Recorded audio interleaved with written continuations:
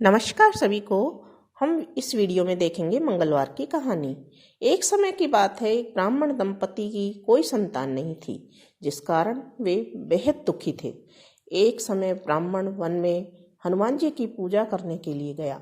वहां उसने पूजा के साथ महावीर जी से एक पुत्र की कामना की।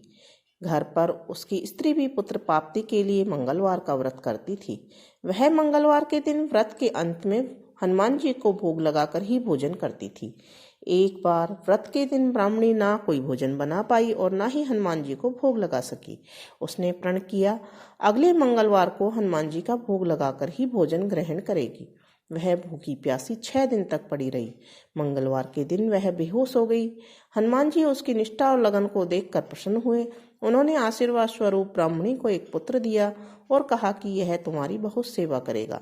बालक को पाकर ब्राह्मणी अति प्रसन्न हुई। उसने बालक का नाम मंगल रखा। कुछ समय उपरांत जब ब्राह्मण घर आया तो बालक को देखकर उसने पूछा, यह कौन है?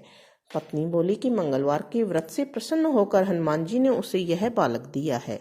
ब्राह्मण को अपनी पत्नी की बात पर विश्वास नहीं हुआ। एक दिन मौका देखकर ब्राह्मण ने बालक को कुएं में गिरा दिया।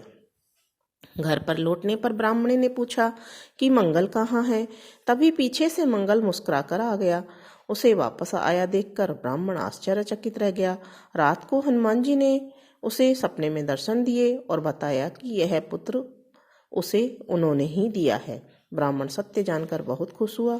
इसके बाद ब्राह्मण दंपति प्रत्येक मंगलवार को व्रत रखने लगे।